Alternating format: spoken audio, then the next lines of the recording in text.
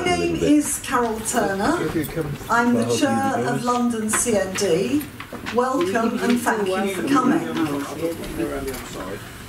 We've got a really good conference for you today. We've changed themes slightly. For the last 3 years we've had a Trump theme. Last year was Trump's finger on the nuclear button. But this year we face a different political situation. We're going into American elections, which could of course result in President Trump being re-elected. But we've also got a very different character of government in Britain. So we're having a discussion about ethical foreign policy at a time when Trump is in the White House and Boris Johnson is in 10 Downing Street. I think that makes our topic very important because we're going to have to put some considerable pressure on two of the leading imperialist powers to adopt a different direction of foreign policy than the current one, and to adopt something that we want to see which is more in line with negotiations, resolution of conflict rather than war, support for climate, and that of course includes nuclear weapons. Nuclear weapons and war are definitely not green. Welcome, Amber. Come and say a few words. Hello, so I'm Amber, part of Youth and Student CND committee, but also the campaigns officer for the Student Union, which is ART, so University of the Arts London. It's really important, especially because there's so much youth engagement in politics and campaigning at the moment, that we make sure that anti-nuclear and peace is mentioned alongside those things. And it's brilliant seeing how many young people are on the climate marches, and they're so knowledgeable about specific climate stuff that might not necessarily know about nuclear and how that intersects with climate. So I think it's a really brilliant time to get more young people involved. I think it's also really important to remember that for my generation we've always had nuclear weapons, so the fear needs to be addressed in a slightly different way, because it's never sort of been a question that this is something that wouldn't always happen, and the safety aspect, well, if it's been here our whole lives, then surely it's going to be safe. So I think it's about working out what the key messages are that will relate to young people and relate to what's going on in their world at the moment and the things that they're interested in. So soon, Youth and Students are going to be having a Youth and Student specific day, which will be really great to be able to meet new people, educate new people, try and work out what exactly we want to do going forward. So if you know any young people, please tell them to come. Yes. So the 28th of March, and it should be a really, really great day. And I think we don't know what's going to happen from it. We don't know who's going to come. We don't know what new voices are going to be added to the conversation. So it should be a really great time to see the way things start. Hopefully then in a few years' time we're going to be able to look back, and this is going to be where the really strong resurgence of Youth and Student CND happens. So yeah, please come and please tell people to come.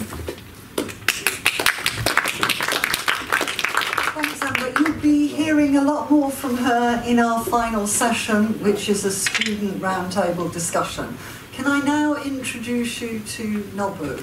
This conference is happening courtesy of Nobu, who is the president of SOAS Student Society, and who every year helps us organise this annual conference and to get students involved. Nobu, over to you.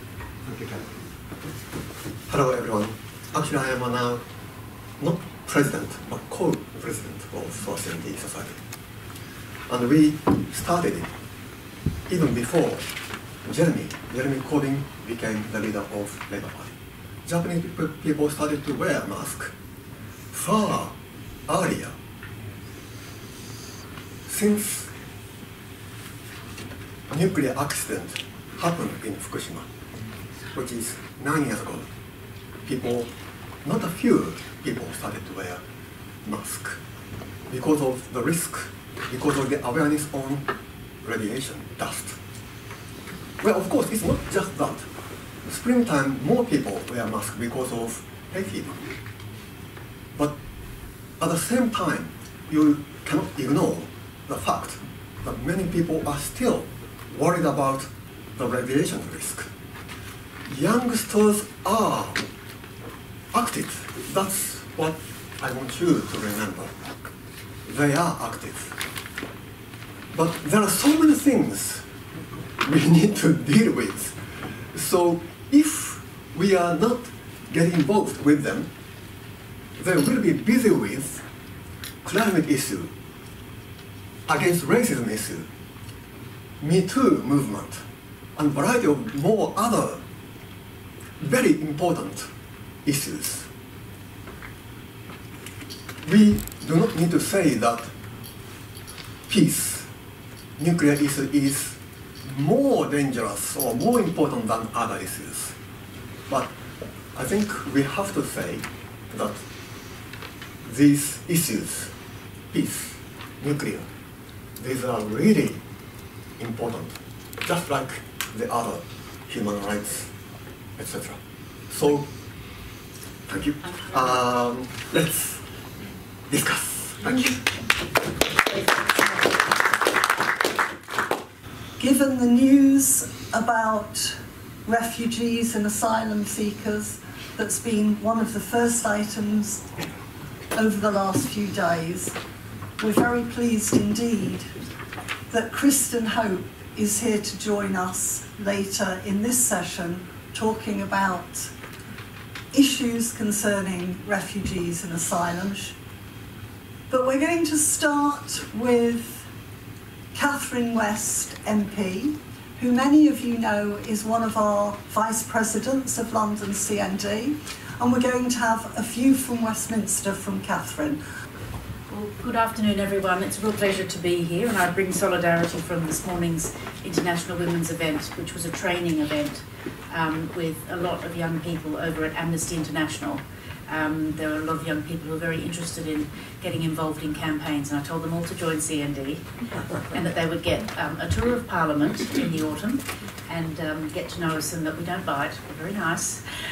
So I'm hoping that we'll get more and more younger members in, because now is such a crucial time to be involved in talking about the way the increase in militarization across the world is having a huge effect on some of our other priorities, which we should be talking about more, like refugees and climate change. I've done a bit of a mix-in from my Queen's speech on foreign policy, and also some thoughts that I've had around Kurdish people, because I always like to have one focus, and obviously I represent a large number of Turkish-speaking Kurds in Hornsey Wood Green, and I know many of you are very much following the situation in Syria at the moment with Kurdish people. Before I begin, I just also wanted to say, now that I'm the Shadow Minister for Sport, if you have any international sports diplomacy ideas for me, please email me, because I'm trying to interpret that in as wide a way as I can. We've obviously got the Commonwealth Games bill this week going through Parliament, so that's my main focus, to get the living wage for Birmingham subcontractors. But I think sport does present us with an opportunity for those of us who are internationalists. So please, ideas on postcard, or these days on an e-version, so that I can raise those in the House of Commons. So what role for Britain in the world? We know that good foreign policy is underpinned by the three basic pillars of security, trade and human rights, and I've always believed that the UK's departure from the EU will, in geopolitical terms, weaken our role, our influence and our position in the world. It's one of the many reasons I so strongly opposed it. But even before leaving the EU, we've seen how the government has failed in its role to work multilaterally and to lead efforts on nuclear non-proliferation and disarmament. This is particularly concerning, coming at a time when I fear that the world is at a very dangerous juncture. President Trump's reckless withdrawal of the US from the Iran nuclear deal was a senseless act of diplomatic sabotage that raises tensions in the region and makes the world a more dangerous place. Nuclear risk is increasing. The UN has noted that the threat of the use, intentional or otherwise, of nuclear weapons is growing. This threat, which concerns all humanity, will remain for as long as nuclear weapons continue to exist in national arsenals. According to a growing body of evidence, increased resource scarcity as a result of climate change will make the risk of nuclear war more likely. As a nuclear power, even on the government's own thinking, we have a responsibility to prevent the use of nuclear weapons, reduce the danger of nuclear war, and lead efforts on non-proliferation and disarmament. But under this government, we've seen the UK fail to participate in a string of multilateral decisions on nuclear disarmament, including meetings and conferences mandated by the United Nations. The list is long. Since 2010, UK representatives have been absent at multiple initiatives and discussions on multilateral disarmament, including the 2013 UN Open-Ended Working Group, the 2013 Conference on the Humanitarian Impact of Nuclear Weapons in Oslo, the 2014 Conference on the Humanitarian Impact of Nuclear Weapons in Nayarit, the 2016 UN Open-Ended Working Group. Perhaps most egregiously, though, the UK chose not to participate in the negotiations which created the Treaty for the Prevention of Nuclear Weapons, also known as the Ban Treaty to many of us, adopted at the UN in July 2017 with the support of 122 countries.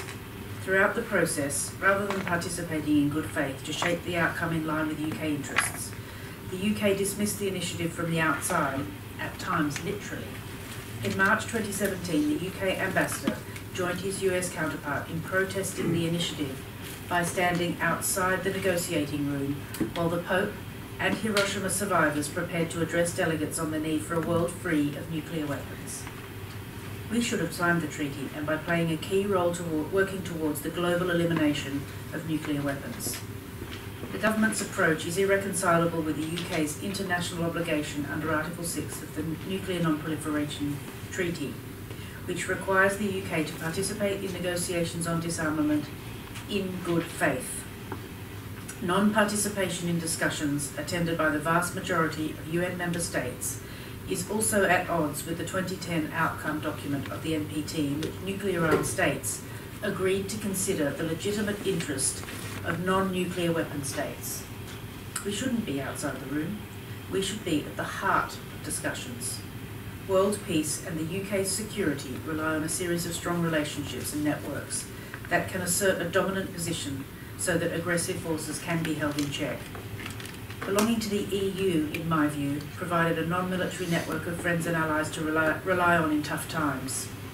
Modern defence issues are as much about shared databases as traditional notions of guns and bombs. We have to ensure that in abandoning our leadership role in European affairs, we don't fragment a very strong and assertive voice in defence, such as in discussions on cyber security, in shared counter-terrorism tools, and in wider questions of weapons proliferation. I also want to see the UK thinking much harder on the big question of what is security in the modern world.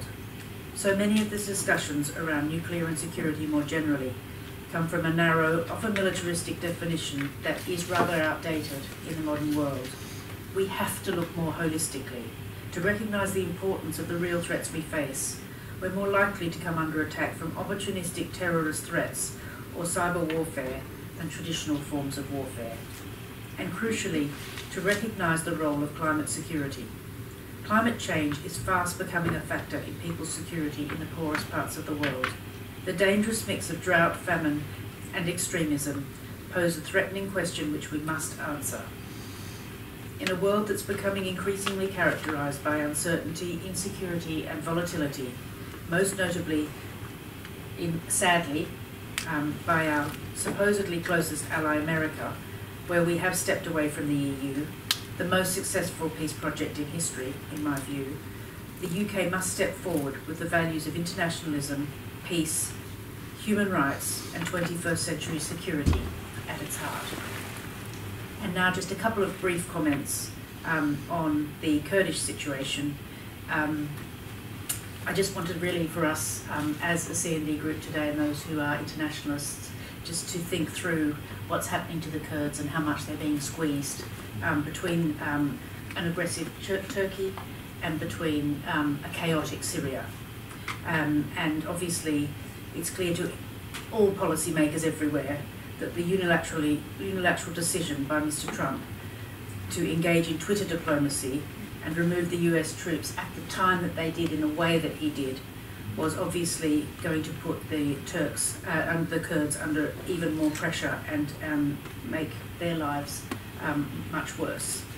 Effectively giving the green light to President Erdogan to invade Kurdish-held regions. And I'm sure that we all, as those who have solidarity with the Kurdish community, will condemn that sequence of events. Shamefully, our government has done very little to grasp the situation. And I hope that we as a CND can push on the government to take the issues of the wider region and the rights of Kurds across that Middle East region much more seriously. It also means, of course, that in some parts of Syria, that the IS is growing in strength, which obviously puts everybody at risk. But obviously, from our point of view as well, with our close links in with the Kurdish community, there are many women and children who are facing more and more insecurity. So at this time, on International Women's Day, I hope we will have our thoughts with Kurdish women in experiencing conflict, experiencing bombs, experiencing chaos, and remember them in their plight. Carol, I had a much longer piece on that, but I think I'll leave it here for now and perhaps pick that up in questions. Thank you very much for listening. Our next speaker is Hannah Kemp-Welsh from London CND, and one of the things that Hannah did recently was represent CND at the International A&H Bomb Conference in Japan in August. I think she's going to say a word or two about that and talk about new issues in nuclear weapons. Hannah. Thanks for having me here today. I wanted to start, like Catherine did, by wishing everyone a happy International Women's Day, which is tomorrow. I'm pleased to be speaking at a conference where 70% of the panellists are women, 50% are people of colour as well. Let's not forget though, any of you who are into modern contemporary art will know of the Guerrilla Girls, a feminist art collective, and they have a work called Pop Quiz, which asks us, if October is Black History Month and March is Women's History Month, what happens the rest of the year? Answer, discrimination. So with this in mind, I'd like to share some conversations that I had last summer with female-identifying peace activists looking at foreign policy with gender glasses on. As Carol mentioned, in early August, I travelled to Japan as CND's delegate to the World Conference Against A&H Bombs. The conference took place both in Hiroshima and Nagasaki, where commemorations were held marking 74 years since the US dropped the first atomic bombs, killing hundreds and thousands of people and devastating both cities. The event was organised by the Japan Council Against Atomic and Hydrogen Bombs, they're called Gensukyo, in collaboration with A-bomb survivors, known in Japan as Hibakusha. The organisers requested that international partners considered sending newer delegates and people who haven't been to the conference before and aren't the usual suspects. So as such, the international delegates were primarily young women, and militarism and gender was a key theme of the conference. At the conference, I heard Japanese and Korean Hibakusha share their stories of the 6th and the 9th of August 1945 and the struggles of the weeks, months and years that followed. In these accounts, I heard tales of tragic loss and heartbreak, of living in fear, of illnesses developing in later life, and of the stigma that women in particular faced due to misinformation about radiation sickness being contagious.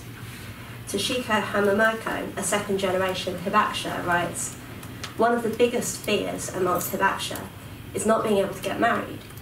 Normal Japanese people do not want to marry us because they fear our children will not be healthy. There's a stigma that we women want to avoid." Bakmi's son of South Korea, who was also at the conference, gave another example of how women were specifically affected by war. She spoke about how Korean women were forced into sexual slavery as comfort women for soldiers, and how reparations have still not been made. She said, "The establishment of the Reconciliation and Healing Foundation has done nothing but deceive victims. The victims of Japanese military sexual slavery are aware of this cheating and have resisted. One of the victims, who is over 90 years old, is protesting and calling for the dissolution of the foundation." Wars across the world affect the most vulnerable in society, often women and children. Statistics for gender-based violence show dramatic increases during periods of conflict. The charity War Child documents that in Yemen there has been a 70% increase in reports of sexual violence. In the Democratic Republic of Congo, 48 women are raped every hour. In Syria, orphanages are opening to care for children born of rape perpetrators by ISIS fighters on Yazidi women. Back home, austerity policies have hit women the hardest, with women of colour worst off. A study by the Women's Budget Group and the Runnymede Trust shows that Asian women in the poorest third of households lost an average of 90% of their income. Black women in the poorest households lost 14% of their income. Black and Asian lone mothers lost 15 and 17% of their income. Yet the government seems to have endless money for war whilst cutting social spending. They're replacing Trident weapons system for the absolutely fantastical cost of £205 billion. To put this in context, £205 billion would be enough to build 120 state-of-the-art hospitals and employ 150,000 new nurses, or build 3 million affordable homes, install solar panels in every home in the UK, or to pay the tuition fees of 8 million students.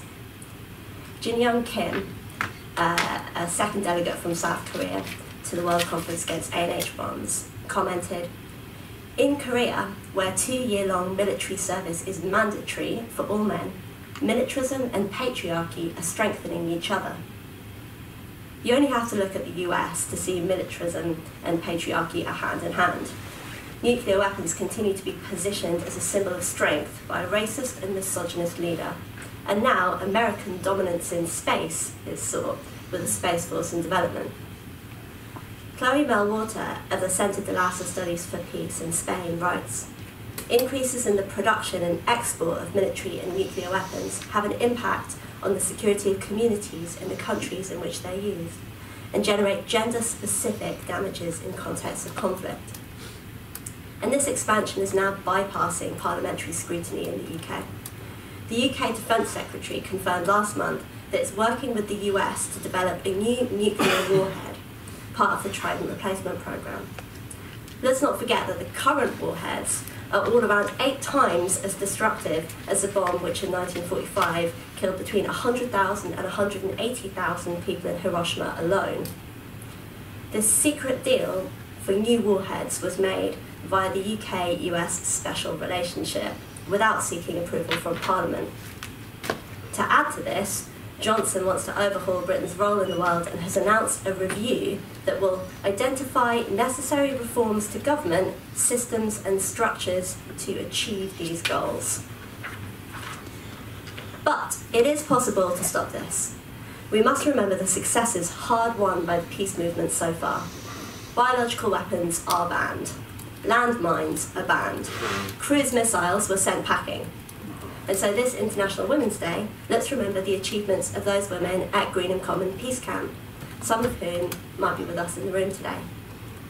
They made tremendous sacrifices to prevent cruise missiles from being stored in the UK and were vilified by the press on the basis of their gender in the most appalling manner. They showed immense courage and creativity, keeping hope for the 19 years that the peace camp was open. I'd like to close with a tribute. Jill Truman kindly shared memories of Greenham with me, and I'd like to play some audio in a 2-minute extract of that.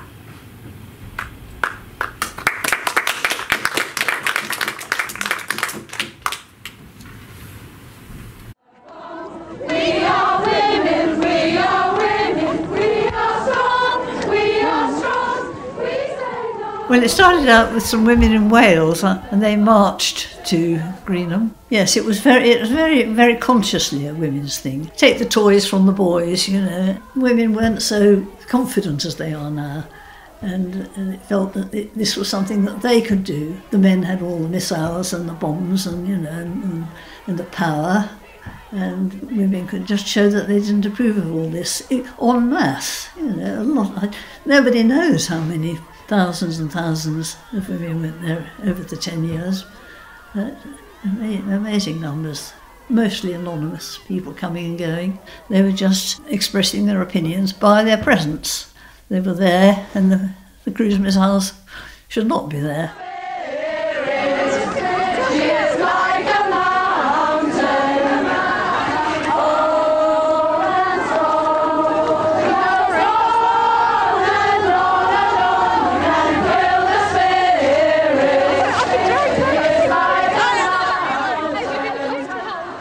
You always had black fingernails when you got from Greenham. The press made quite a lot of anything like that. They'd clearly been taught that these were a lot of old witches, you know. Quite a lot of criticism, and of course marriages broke up. Sometimes, after about 5 years, it seemed as though it was going to go on forever. But what was so amazing was that cruise missiles did go away. And whatever the politicians might say, we'd have sent them home anyway. I don't know whether they would. Why should they? If it hadn't been causing them so much trouble, and all because, all because of these women who only wanted peace. Oh, sisters, don't you weep, don't you mourn. Oh, sisters, don't you weep, don't you mourn. Women's army is marching. Oh, sisters, don't you weep.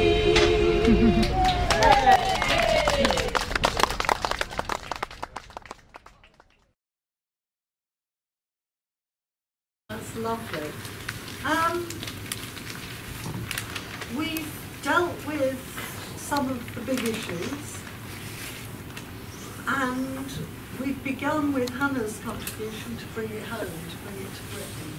I think the final part of our speakers' session really brings it home, and that is the way we in Britain and other countries in West Europe are unaccommodating and unsympathetic towards refugees and asylum seekers.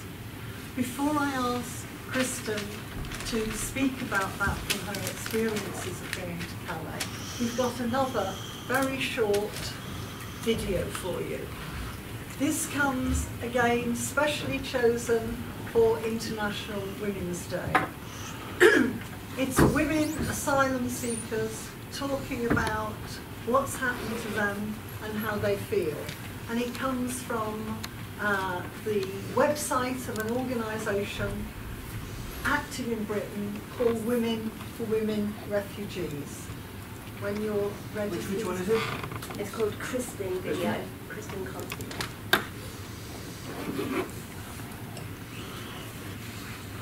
I come from a place of succulent mangoes and date trees, sunny mountains, grass whispering cymbal melodies.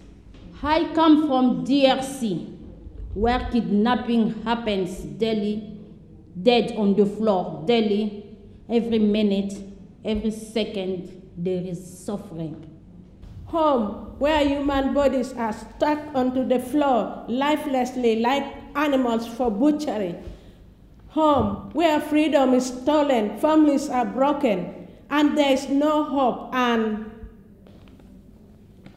home is where the heart is bad. Soldiers beat you heartlessly, then strip you of your dignity, treat you like a worthless being, constantly seeing torture and rapes. I remember thinking I was better off with wild animals and poisonous snakes. Home is where my family is, where the hope of my children rest, where my past lay, where I used to play, where my future is based. Home is a beautiful place, but my city has no safety. I came here to seek asylum. I was been asking why I want asylum. I suffered rape, trauma, torture. I don't remember names, dates, evidence. I am refused, abused, misjudged. I am disbelieved, detained, deported. I came here to seek asylum. I remember traveling on the night bus to the Home Office, having to join the queue at 5 a.m. to seek protection, hoping they could give me my life direction. I remember the abuse I got from 3 security guards, men with no mercy. And when I finally told my story, they did not believe me. I had to repeat myself over and over, and over and over, and again and again. They did not believe my innocence. Mr. Officer, am I a victim or a suspect? My only crime is to seek asylum. I remember when I received a letter from the Home Office. I read the word, but I could not understand. I read the word, but I could not understand. Then my mind went to blank. It was 1 week before Christmas. I remember asking myself, what is happening? No one told me anything. I remember feeling scared and uncertain. Detention is like wall closing in. Detention is like prison without cry. Detention is like prison without time limit. Detention, you are guilty without sentence. I remember my roommate shouting and screaming, "Help! Help! Help me!" At that moment, I remember asking myself what could be my chance of escaping. I remember the day they take me to detention. I was in my bed crying for my family. I remember eating uncooked food daily, and no one believed me when I was sick. I remember thinking, this is it. I remember the detention building, staring at the 4 walls. Closing in was electric fencing in case anybody tried to escape. I remember the day they released me. I prayed, thanking the Lord, they've saved me. I remember being set free. For all the pain and hurt. Set her free. For all the trauma and depression. Set her free. For all the suffering, sadness, and sleepless night. Set her free. Set her free. Set us free.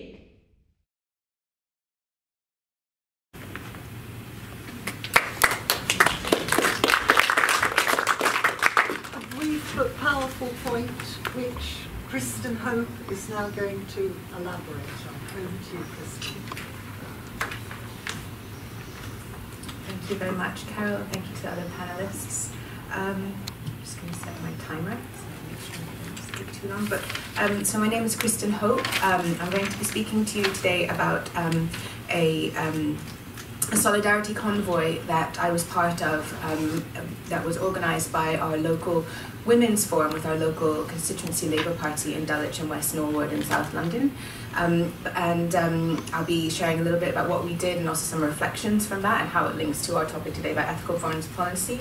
But at the same time, in my professional life, I also work with an international organisation that works with children, Child Protection internationally, including children who are migrants or asylum seekers or refugees across the world. And so some of what I'll speak about draws on some of that as well. But I just wanted to say that video was so powerful. When Carol first sent it to me, I was really it was very visceral, the very visceral explanation of what it is to be living in such humane conditions. And this is still happening every day, even though it's not part of the contemporary affairs in this country as much as it is, say, in other countries. But we're reminded of it because we know what's happening in Greece today. is happening in this country, whether or not it's visible every day in the media. I mean, it's happening in other countries, and there's moments where it becomes more visible and more part of the headlines, and then obviously it can become invisible. So it's important for us to be reminded that these are the daily realities. So first of all, I also stand up here and I wanted to, in the spirit of International Women's Day, to also pay tribute to all of my comrades at the Don constituency Labour Party women's group who organised the Solidarity Convoy to Calais, and none of them who could be here with us today, but they're an amazing group of women, and we look forward to continuing to mobilise around this issue in solidarity with other women across the political spectrum here in the UK and across Europe. So basically, just to give you the breakdown of what we did in Don, we decided to organise a solidarity convoy to Calais in collaboration with organisations working on the ground there, so including the Refugee Women's Forum and then a smaller organisation called Project Play, which focuses on providing play opportunities and psychosocial support to children who are in Calais, whether they are living in camp, sort of informal settlement settings, or whether they are in actual accommodation provided by the French state, and those are normally families that are pending, that have asylum claims pending here in the UK. So what we organised a launch event locally in Brixton, which was attended by Lord Alf Dubs, and also this campaign was very much supported by our local MP Helen Hayes. And we also launched the convoy in memory of a comrade from our group who actually passed away last year as well, and I was remembering her during the minute silence, a comrade called Anne Bromley who passed away suddenly. So essentially with that launch we spent several weeks and months raising money with our local organisations, including our schools, including through unions, and we were able to raise a total of £2,700 of cash, which then we were able to donate to the organisations working on the ground. And in addition, we accepted donations of on specific lists, and we ended up travelling with 7 carfuls of clothes and toys and different equipment over to Calais on the weekend of the 25th of January of this year, and we were accompanied by our MP Helen Hayes. What I think was really important to emphasise is that from the beginning, we knew that we wanted this convoy to not just be charity, but to also be solidarity. And it was actually through the experience that we were able to think about, well, what does that actually mean in practice? And so I'll come back to that. But basically, just to give you a snapshot of the situation on the ground in Calais today, is that when we were there in January, there was over 1,000 refugees who were sleeping rough between Calais and Dunkirk.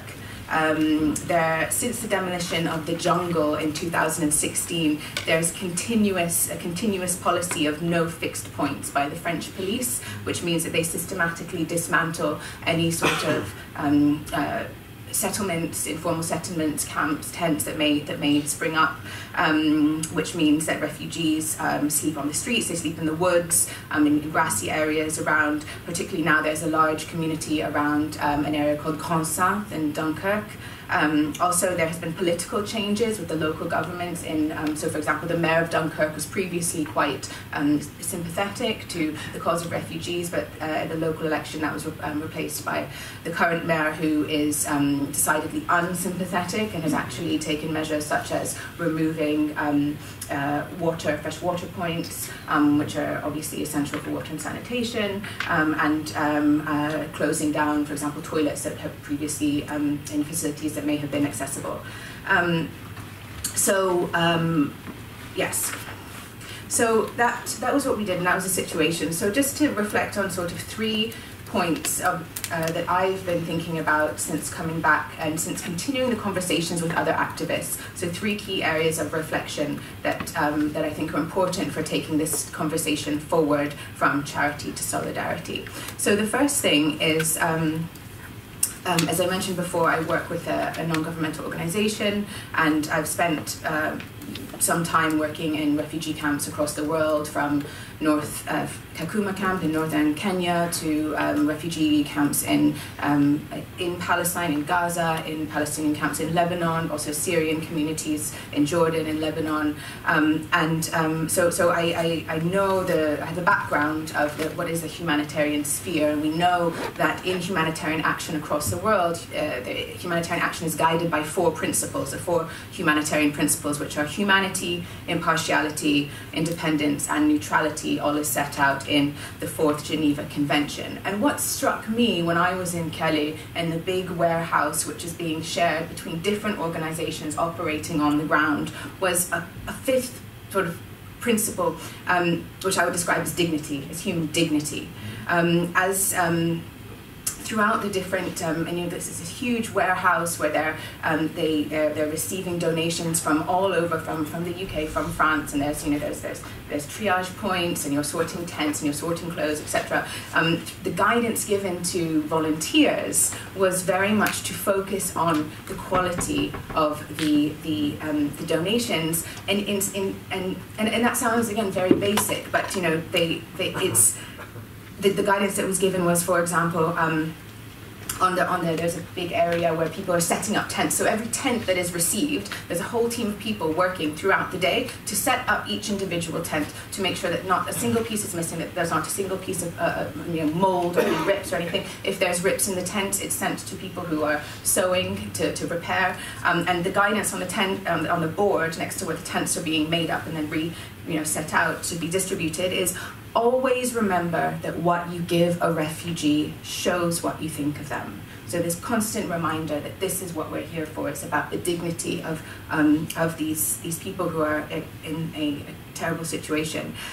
Similarly, in an area where we're sorting women's clothing, there was the guidance was be picky, less is more, and actually they encouraged choose things that are trendy.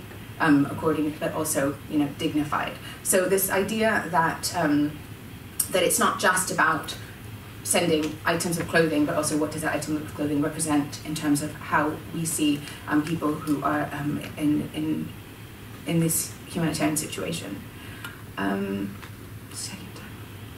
So the first thing about dignity is that I felt that my experience in Calais and the ethical operations on the ground is deeply humanizing to the population of refugees and asylum seekers who are there.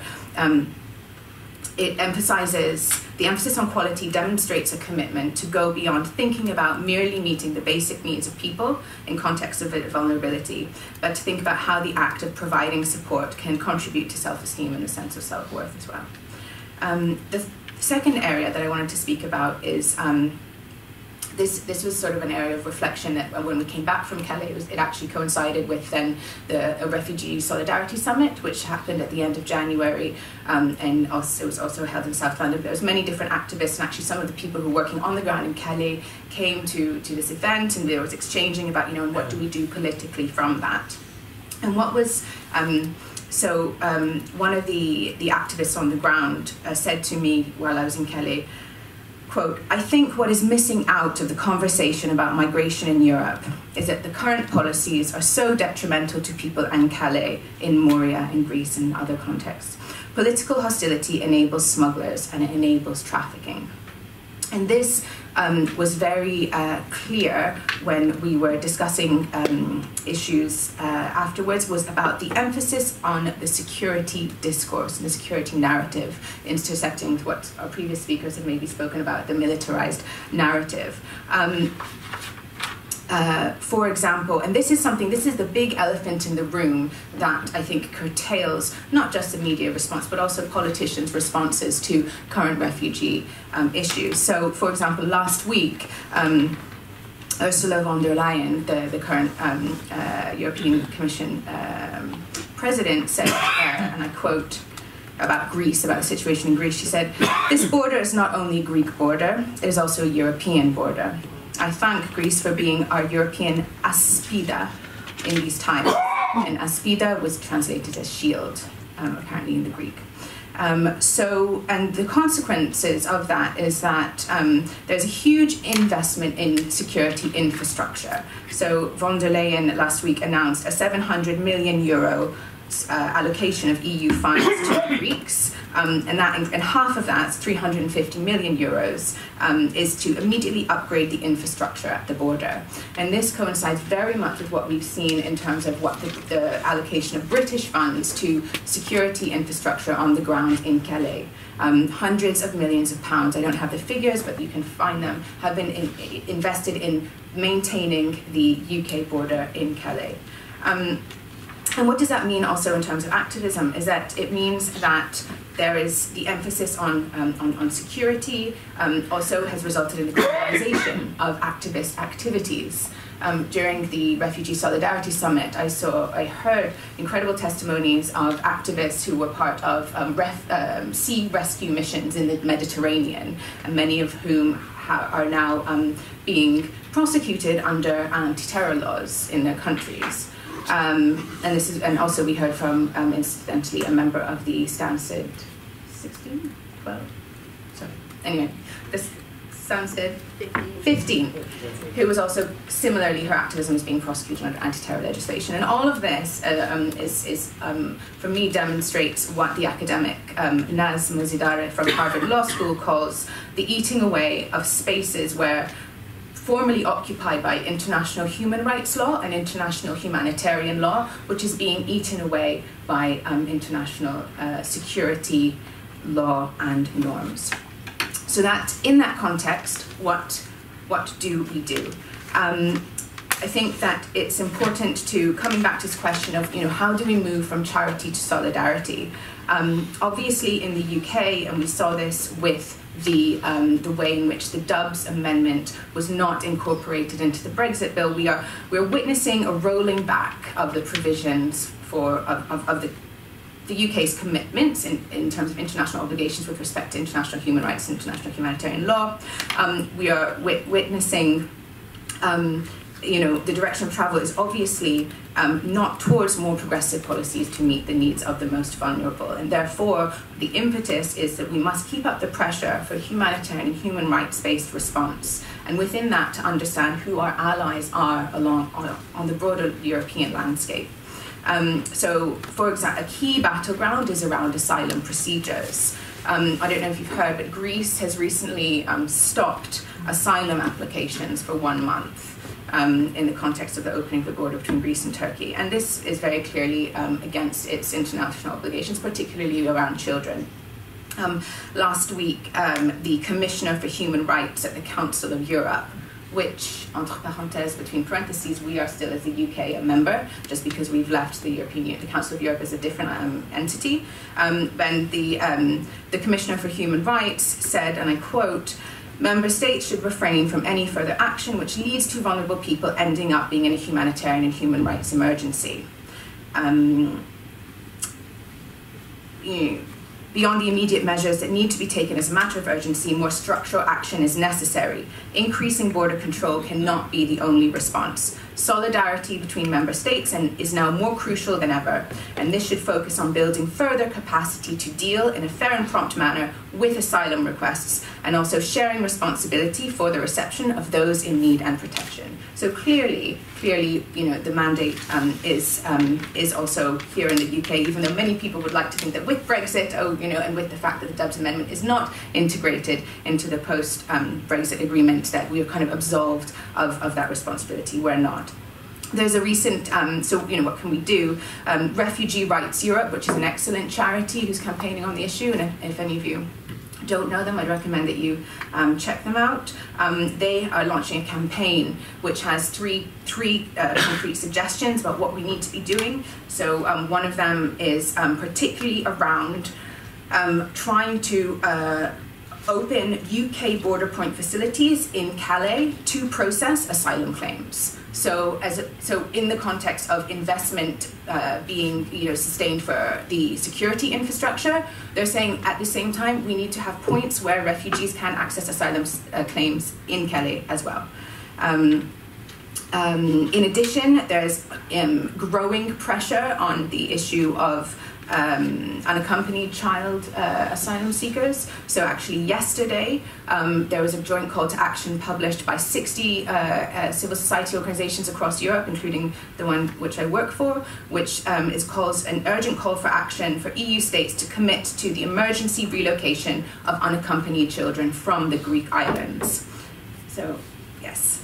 In conclusion, thank you. I just want to say that the Solidarity Convoy to Calais was an important part of our political education for those of us who were involved, to think about what we can do to support it. And I think it was also an example of the role that grassroots activism at micro level can play in trying to influence change towards an ethical foreign policy at the macro level.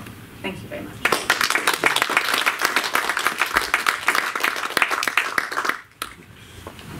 Very much food for thought from those three contributions, but I tell you what strikes me most listening to this session and putting those contributions together is, why is it that one of the top 10 richest countries in the world is paying negligible attention and putting small resources into human security when it's prepared to fund, to bankroll the biggest single government project of replacing Trident? I think that's a very powerful example of getting your foreign policies wrong. So, over to you guys. Just a question to Kristen. I've just, I've come across reports, and I've read articles about possibly Erdogan and Turkey weaponizing the refugee situation in Greece. I was just wondering, what's your opinion of that? If there is, if it is something deliberate on the part of Turkey pushing them in to Greece so he can do some operation in Syria. So I was just wondering, how does that factor, if it does, in your work? I'm going to take contributions in groups and then ask you guys to come back. Anyone else want to raise anything? Yes, please. I have one question. When Britain fails to comply to international agreement or treaty, what leverage is there to, even just as a citizen, to ask for our own nation to comply with the treaty that we allegedly signed up? What is there in place? Anyone else before we come back? Okay. Yes. Can I add to that? Yes, also, sir. the failure to discriminate between people who have a legal right to ask for asylum and those who are just dismissed as immigrants. Okay, so let's start off with the legal framework, Catherine. So, really good question. What leverage do we have, those of us who care deeply about the fact that we should be leading on this agenda and not? I feel at the moment we are being very drowned out by the whole post-Brexit, even though we haven't left the EU, trade discussions, and the fact that we're meant to be, speaking much more to the US, trying to arrange our relationship with China, getting the relationship with India right. There's so many big questions that I feel on the non-proliferation issue, which is massive and which is very present in my mind. It's almost as though we're not looking at the thing which could kill us all. We're looking sort of straight at this trade element, because we know that in the end, the whole trade question is going to increase our trade by about 2 or 3%. It's just very disappointing, I suppose, for those of us who care deeply about this, that the general election, where we had a team who were really committed to getting nuclear disarmament back onto the agenda and leading from the front.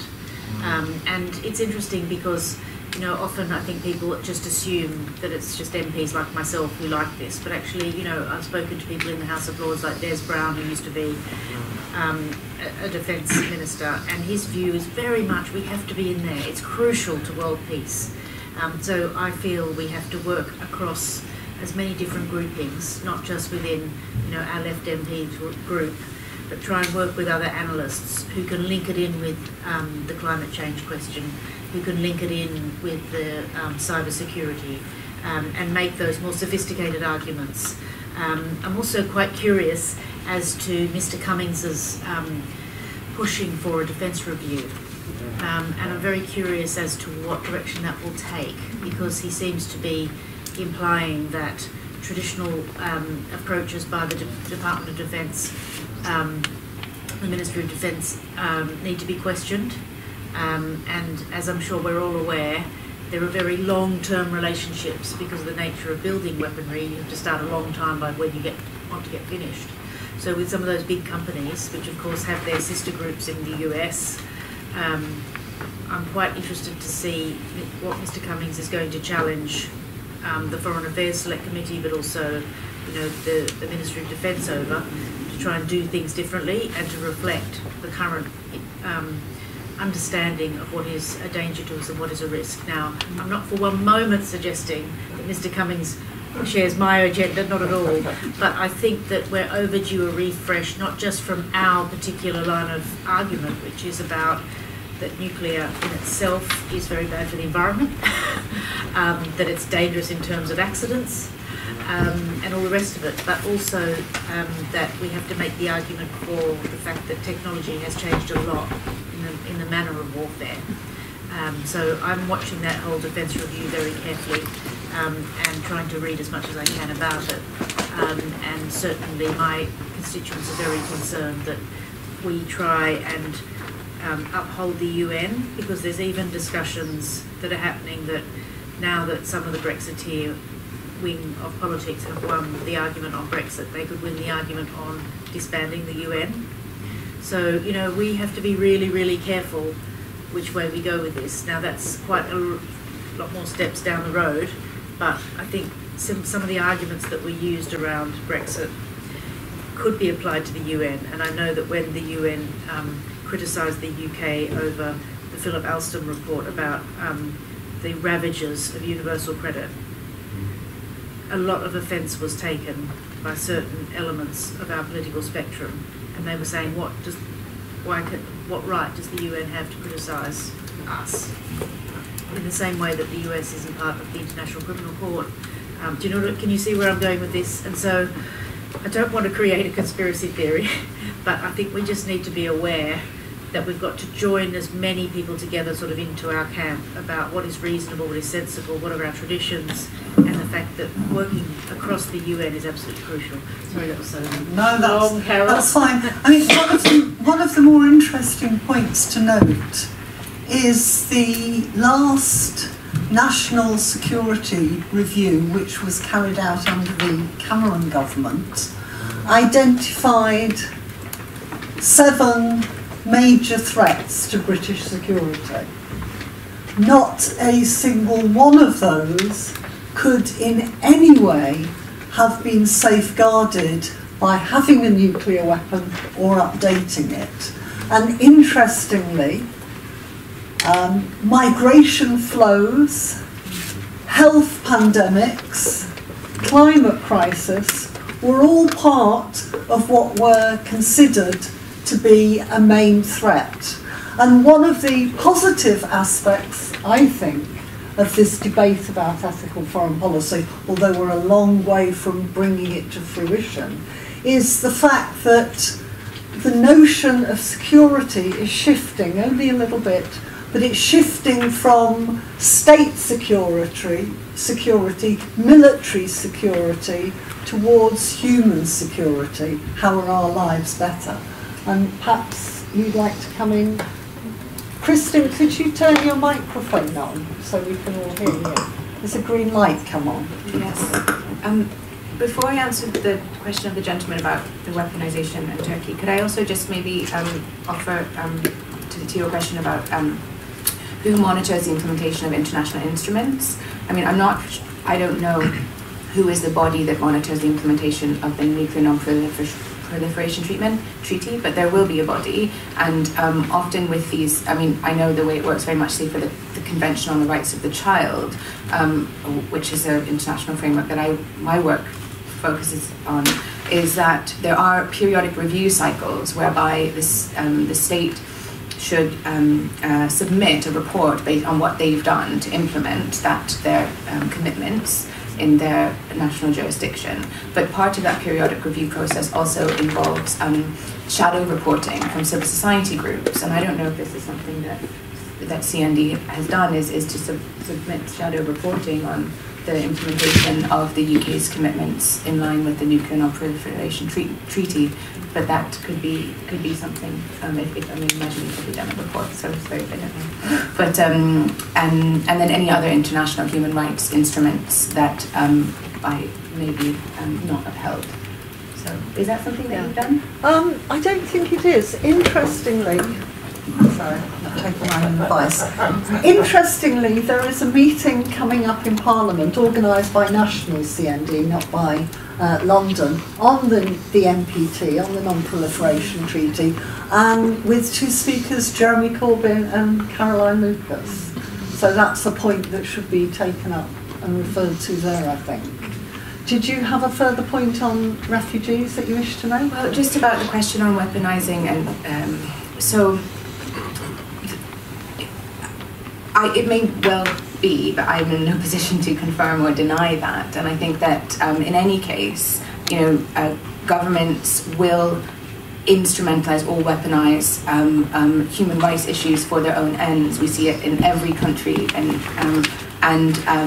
for me, and from the space of practice around, looking at the human rights side of it, is that we cannot afford to engage in those sorts of discussions when you're looking at, again, from the principle of neutrality, again, the humanitarian principle of neutrality, whether or not, regardless of the motivations behind why Turkey has decided to open the borders, the obligations of the Turkish state and of the Greek state and of the wider community of states. It doesn't change, basically, it doesn't change their obligations, and I believe we have to use the international instruments that we have available to us to hold states accountable for their treatment of humans. Hi, my name is Ruth. I'm here studying at SOAS, and I'm in an organization called Scrap Weapons. On the NPT that you've been talking about, I'm just wondering what's... I know you mentioned there's a meeting coming up, if you could elaborate on that, and what the plans are, if you know what the plans are for the UK when it comes to the NPT review conference that's coming now in a couple of months. Also, it's the International Atomic Energy Agency that monitors the implementation of the NPT. Great. For anyone who's interested. Thank you. Phil. Maybe someone would have the answer. Yeah, so it follows on from the last question about asylum seekers you were talking about. I've been involved recently with a friend who's not an asylum seeker. He's just looking for right to remain in this country. And because of him, I've been speaking to an immigration lawyer, and he says that every working day of his life he recognises that the Home Office's job is not to help people to stay in this country, but to find means of keeping them out. Now, you said at the end there about getting states to recognise the treaties or the agreements that they've signed up to. I don't really understand how this could happen. And for the MP, it seems to me that they've completely bypassed Parliament. The sort of things that they go for is the hostile environment thing, which is not, as far as I understand, a law as such. It's just that the Home Office's attitude. And what is the way around this? Are we just talking about we, the public, making a fuss? I mean, I can help an individual, but I can't be helping all there must be tens of thousands like him who are in the same sort of situation. So I don't really understand when you say we must make the individual states recognise their responsibilities. In practice, how we do that. Thanks. And there were two hands over here. Yes. Yeah, I just want to ask Catherine.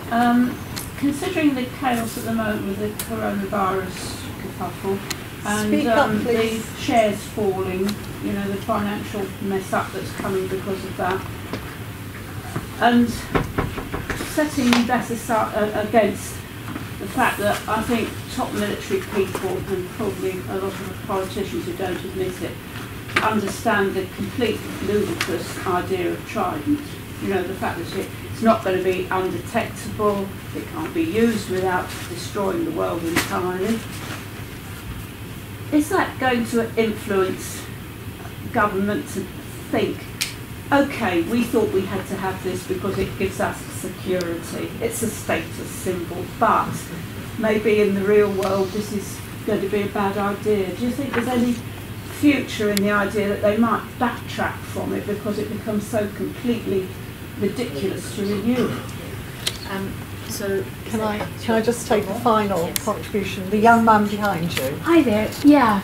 So with our government's attempts to try and build a closer relationship with the USA post-Brexit, do you think that could end up with us as Britain sort of nudging closer towards building a stronger defence policy, like nudging us to renew Trident and nudging us to slowly go towards the way that the US has, again, like trying to take us out of agreements and stuff, to slowly make us more sort of slightly more authoritarian and less, well, more defended with more defence spending?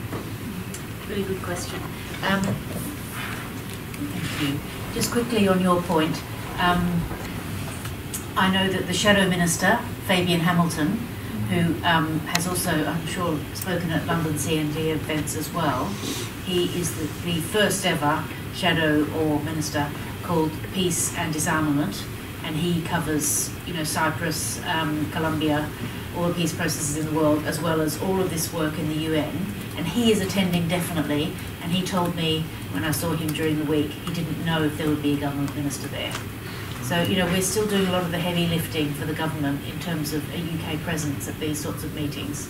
But, I mean, one thing that I think maybe a campaign for CND to run is to start a writing campaign to people so that they then raise parliamentary questions, written questions on the whole, to the Defence Minister to ask, are you attending that conference? Because we just can't keep empty chairing these conferences. Because, and this comes into the last question about cultural change. And if you're trying to do a trade deal with someone, you sort of align more ducks in a row. And I think we're going to be seeing more cultural change in our politics. So, for example, you know, for a long time, the question around abortion's been quite settled.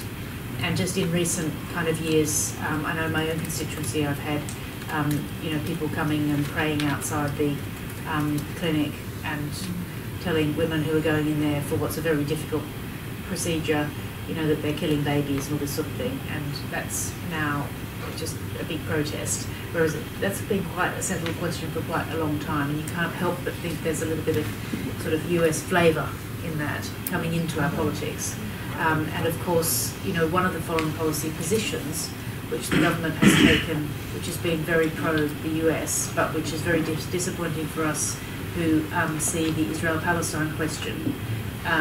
We didn't feel that the government really questioned the very one-sided peace proposal, and it was just immediately, well, you know, let's give this a go, and completely ignoring our own history in it. Talk about forgetting the colonial, our colonial background.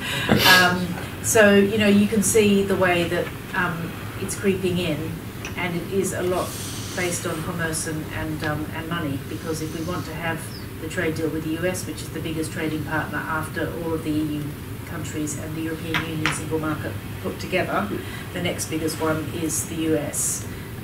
Aligning all these things is sort of, it's almost imperceptible, but you know, in the end, we have to have what we believe to be an ethical foreign policy. We can't just have a peace deal which has one partner. Who are you going to have peace with if there's one of you? You can't clap with one hand. So, you know, that's down to us as, you know, progressives to make the case and to be bold and to have some courage and to challenge this government, whether it's going to meetings and representing us as people who want to pursue peace, whether it's questioning the Home Office, and on your point, 114 separate changes to Home Office procedure in 2014.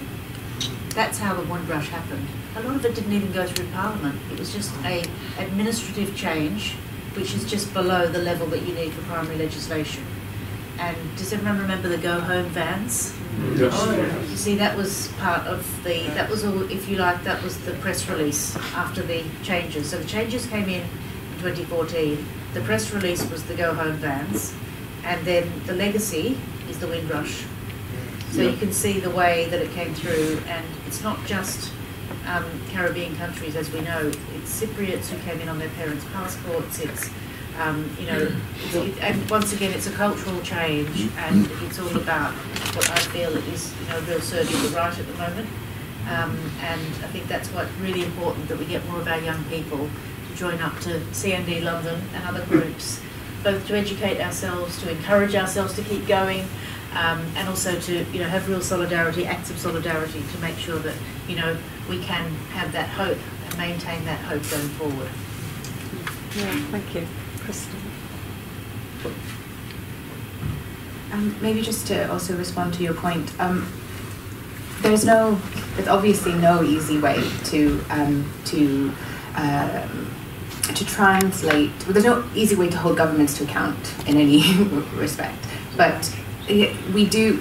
The international instruments are there. I think it's the role of campaigning bodies and civil society to hold that scrutiny, and obviously the opposition parties to hold that role of scrutiny, to make sure that issues, as I said with respect to the video of the women who were sharing their experiences of detention, immigration detention, we have to keep these things on the agenda. That in itself is a political act, refusing to accept that certain human rights violations are rendered invisible, and they're deliberately rendered invisible, and there's deliberate obfuscation by other non-issues, and maybe this is actually maybe to your point about the weaponizing, but so I think that's something. And then I also think that we also know that there are legal recourse. So for example, with respect to the most recent set of deportations around the Windrush community, there was actually at the last moment, I'm not a lawyer, but was there a court injunction to prevent that, thanks to the legal system in this country, thanks to activists.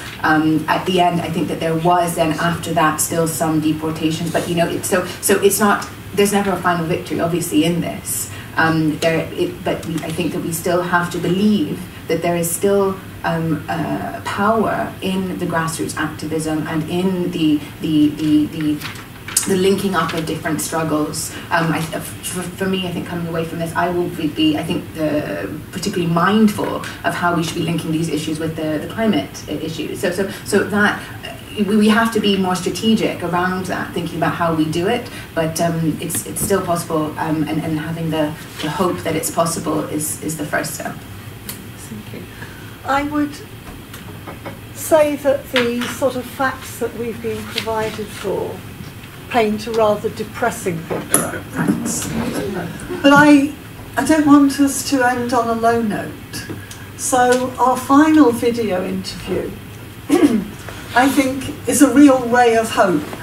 And this is from Marion Hobbs in New Zealand. Marion was the Disarmament and Arms Control Minister in the New Zealand Labour government of 1999 to 2008. She's a friend of CND, has done much work with us, including when she was in Britain for a few years speaking at CND meetings. And I asked her, please would you tell us what you did and why, and please tell us how the New Zealand public reacted to it. So let's have a look at that video, please, David. Good evening. Now, I don't know whether you're showing this in the afternoon, the evening, or early in the morning. It'd be really rough if it was early in the morning. I'm talking to you, sort of, At the moment, I feel as though I'm talking to myself. I'm talking to you while I look out the window across the Pacific, down the harbour, past the Tairoa Heads, and across the Pacific, an ocean of peace, and long may it stay so. You asked me what prompted our government to appoint a minister for disarmament. Quite simply it was because in 1987, the fourth Labour government passed the New Zealand Nuclear Free Zone, Disarmament and Arms Control Act. This act set out a nuclear-free zone consisting of land, ocean, airspace. This act ensured that unless a ship declared it was not carrying nuclear weapons, it couldn't enter New Zealand waters. It resulted in the end of ANZUS, which was a mutual defence treaty between Australia, New Zealand and the United States. We stood alone in New Zealand, but we believed in the independence of our country, and we also believed that we had a choice to live by our own foreign policy. You have to put this in context a little. So many New Zealand men had left this dominion in both the First and the Second World Wars to fight in what was called a world war, but could have also been a European war. And they did it without really having an independent foreign policy. We were doing what our colonisers wanted. And also our own soldiers, and that included my father. So there's always been this belief afterwards, when we were very instrumental in setting up the United Nations and being part of that, that we wanted at long last to have an independent voice that talked about the kind of foreign policy we wanted for our country. That act that I talked about, the New Zealand Nuclear Free Zone, Disarmament and Arms Control Act, also established a ministry with its minister responsible for disarmament and arms control. And in the fifth Labour government, the next one, I held that portfolio along with others such as Associate Foreign Minister responsible for New Zealand Aid and Environment. They were a wonderful mix, and you can see the things that would join up, and I'll come to that later. But what sort of issues did I face under disarmament? Well, we wanted to continue building the disarmament movement amongst other nations. And our first work really was around encouraging others to form nuclear-free zones. The first one had been in Latin America and the Caribbean, quite local, and that was signed and came into act in 1967, came into force. Then there was a Pacific one in the South Pacific, and it came into force in 1986, I think. Southeast Asia, 1997. The African ones, Pelindaba in 2009, and the very brave one in Central Asia in 2009.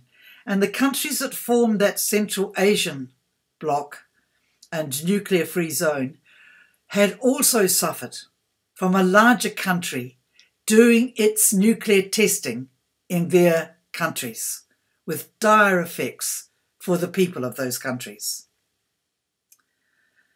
You asked me what sort of issues did I tackle in office. Well, that was the nuclear-free zones, but also we had all signed the Treaty on the Non-Proliferation of Nuclear Weapons.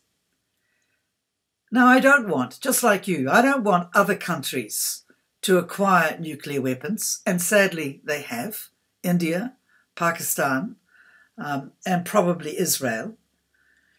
But I also, as a New Zealander, wanted those countries that had nuclear weapons to abide by Article 6, which they had signed, which said that they would work for the disarmament in their countries. They're moving away from nuclear weapons.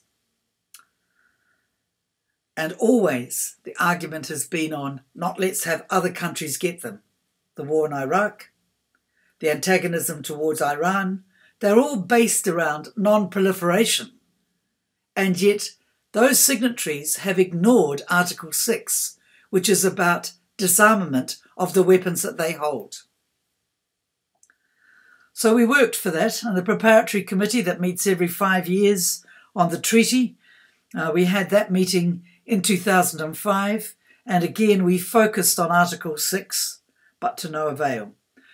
Also worked from our ministry on small arms in the Pacific, because in the Pacific, while there has been nuclear testing there, many deaths have been as a result of small arms and the availability of them and the sale of them, the uncontrolled trading in them.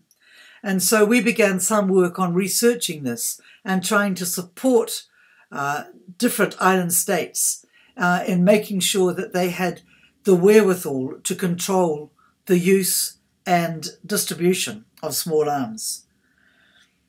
We also tried, I had the power as a cabinet minister and as a minister for disarmament, to prevent any military weapons or aids to military weapons being sold to countries that we thought were that would use them aggressively against others. I thought I had a success in that, but years later I learned that I didn't, in trying to stop the sale to Israel of some sharp shooting programs that enabled people online, well, not online, but through computers, to improve their sharp shooting. I didn't particularly value where and how that might be used. But the factory in New Zealand that made them was bought out by, I think, an American company and shifted out to either Southern America or Mexico. So in the end, I didn't have much success. We also worked with school children. We worked in neighbourhoods. We built on peer support, peer intervention, peer peace monitoring in the playgrounds in our schools. We had a peer leadership scheme to try and get kids to learn that you don't have to use weapons or your fists to resolve an issue. The second question you asked me is that you said that in Britain, talking about ethical foreign policy, sometimes it's seen as naive and sentimental, ethical but impractical. And you asked what responses we had towards that. I never had that response in New Zealand, and the reason was simple. Rather like the Central Asian states, our nuclear-free status in New Zealand originated because the major powers, the United Kingdom, the United States, France, had used the Pacific as a testing ground for their nuclear weapons. It was the French tests in the 1970s that enraged New Zealanders. As we saw it, if you were so keen to have these weapons, then why on earth didn't you test them in your own backyard, on your soil? Just imagine testing it in Provence, the outrage. But instead, you sent that out to the Pacific. And then the French bombed a protest vessel, Greenpeace's Rainbow Warrior, killing a photographer or a staff member on the boat. The ship was tied up at our wharves in Auckland, downtown. Auckland is our largest city, and it was just the notion that a power could come in and say, you're so insignificant that we can come in here and bomb a boat, a guest of yours, and bomb it because it's annoying us. It was an awful shock, and it made straight ordinary New Zealanders, not just necessarily the political activists, but ordinary New Zealanders really angry that they had been treated with such disdain and with such disrespect for our own national beliefs. We have a strong sense of defending our values. The anti-nuclear legislation has been safe from all political parties.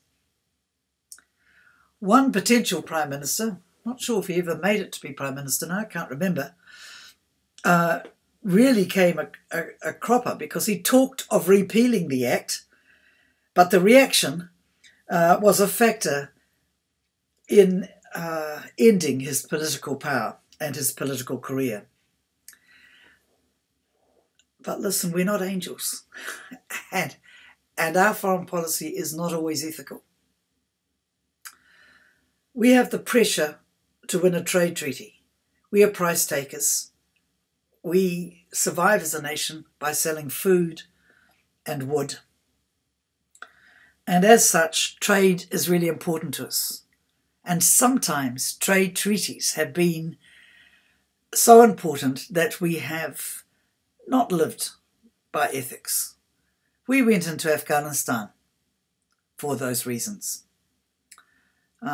Yes, it was meant to be a peace force, but the SAS service was certainly not peaceful. So we haven't always been as ethical as sometimes I think people think we are. We are proud, however, when our military forces go into places like East Timor or Timor-Leste or in the Solomon Islands and work with the locals and with the local government to actually build peace. That's fabulous.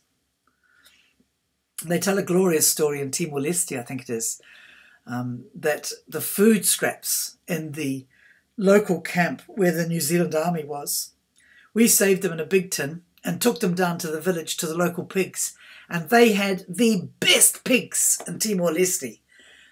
I think the people loved and appreciated the fact that our forces and our people were so practical. Finally, I just want to say to you, it's not naive to work for an ethical foreign policy. Being a good neighbour in times of climate change is going to challenge us all. We're already seeing the effects of climate change on immigration, on the number of refugees, on starvation, on instability in political terms. We're going to need each other in these years to come. We will need to have peace in our regions and a knowledge of each other so that we can help each other effectively. And we need trust.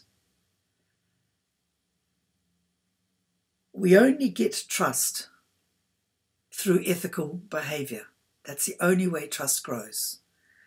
Any former teacher knows that in a classroom.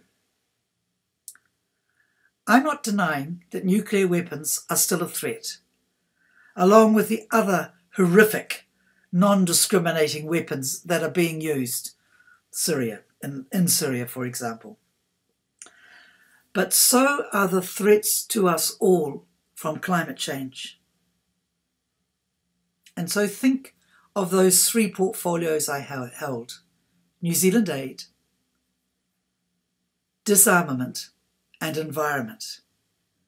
Why, oh why, do we spend so much money on weapons and defence, including the trillions that President Obama spent on defence, and so little on reducing our reliance on carbon fuels and doing our best to reduce what is going up into the atmosphere? That, I believe, is truly unethical. So people, end of sermon. Thank you for asking me. We're watching you from over here, and we're hoping you and the UK Labour Party get through, become strong, and be good to each other, because we need each other. Thank you.